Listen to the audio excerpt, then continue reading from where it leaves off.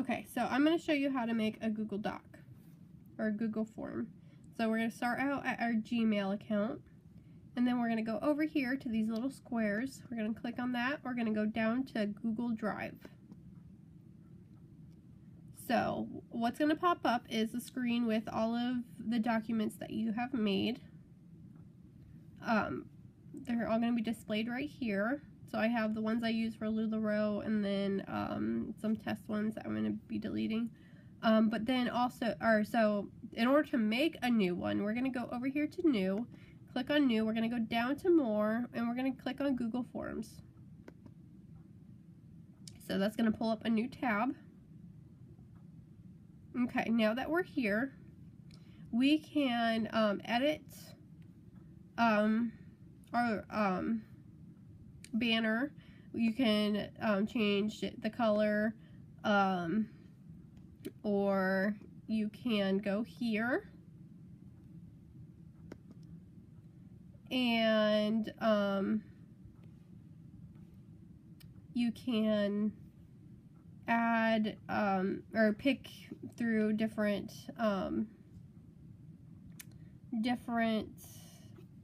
backgrounds that you want. So we'll do this one, and okay, select. Okay, so that's gonna change, and then we are gonna come here. Okay, so up here we have the questions, and then we have responses. So obviously 0 responses, but it will list the name. It'll give you the option to look at the responses through everybody together to see like the graphs of the answers, but also you can view them individually, and it will be clearly displayed on, and so you can pick which one you want. So we're gonna start here. You're gonna title it LuLaRoe, first last name, and then checkout form or whatever, and then you could do a description like thank you for shopping with us, thank you for supporting us, or whatever you decide to put for your description. So with the questions, you're going to click on the box, and then you can type in the questions. I'm going to go back to mine and show you all the questions that I put in. But so you fill out the name. So my first question I have is name, and then I have a description. So to get detailed information, I'll add a description, and then in the description I put as displayed on social media, because some people they have different names that's displayed on social media, like teachers, for instance, they have first and middle name instead of first and last name, so students can't go and look them up. So since this is going to be our name, we are going to go here, we are going to click on short answers. So you can choose between short answers, paragraph, multiple choice, check boxes, drop down box, linear scale, multiple choice grid. So depending on how you want them to answer the question, you can customize it to your needs. So we're done with this question, and so we're going to go, actually I'm going to show you right here. You want to make sure all of your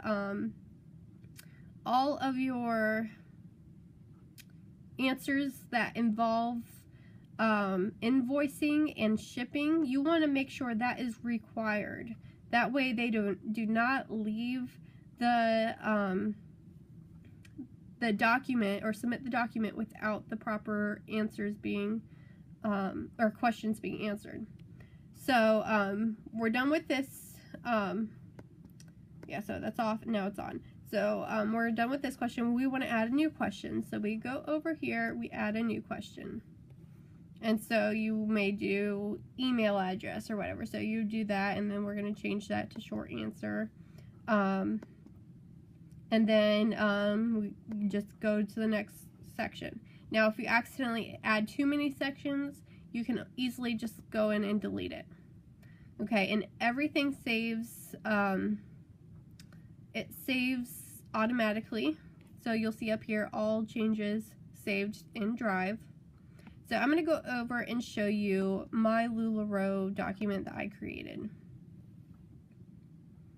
Okay, So with my Google Doc, I chose a snowflake for the season. And then I have LuLaRoe, John Lee, that's my husband and me. So we both run it, so that is our name on social media. And then I also have in the description, just a short little thing about placing the order, and then I have the name and then as displayed on social media. Now I can always go in and change anything, so I can always take this out or add something else. And you see the stars, that means that it is required. And so I have, so what the questions I have are, I have their name, then I have their email address, and then I have a description. Oh, did I forget to put in a description? You go over here and then add description. I don't know if I said that before. I'm just making sure that you know how to do that. Okay, so email address, and then I have their first and last name, and then I have complete shipping address. I have decided to put it on a long answer instead of doing individuals, because some people, they do separate street, city, state, and zip. For making shipping labels, I find it so much easier to just copy and paste one line and add it to the shipping labels, rather than copy and paste each of the city, state, zip code, street address, or whatever. So I made the paragraph and just put it in there, and I have the little reminder here to make sure everything's in there, because it's much easier for me to copy and paste than to try to type it all out, especially if it's a weird name that I've never seen before. And then right here I have how many items they claimed, just to make it a little bit more easy for me. That way I can make sure the proper amount ends up in their shipping bags, or whatever they're called, the mailers. And then down here I put, what did you claim? So this goes along with the last question. So I want them to put a description. If it's a album sale, I want them to put a little description of what they got. And then also, if it's a live sale, I want them to add the number and then the description, just so I don't mess up things, and also to make it more easy for me. I put a little bit more responsibility on my customers, just because you're going to be processing so many orders. You need that little extra help, and that way you can verify, because when you do a live sale, you have hundreds of comments, so it makes it a little bit easier. And then this is fun, that I saw on another consultant's Google Doc. And when I first made my Google Doc, I looked at about 5 other consultants' Google Docs and picked and choose what I wanted to put on mine, because everybody's is different. So feel free to research other people's. So would you like to add mystery leggings? Now, the other consultant had mystery solid color leggings. Since LuLaRoe hasn't been shipping out as many solid color leggings, I decided to add, make it mystery leggings. And that other consultant, she did have it at full price. I decided to discount it a little bit, and I mean, you can do whatever you want, it's your business, so discount as much or as little as you would like, and then the choice sizes. And then my shipping options, and if they want to pick it up from me or ship it, and I do ship over 100, or ship free over 100. And then also their interest in hosting a LuLaRoe pop-up.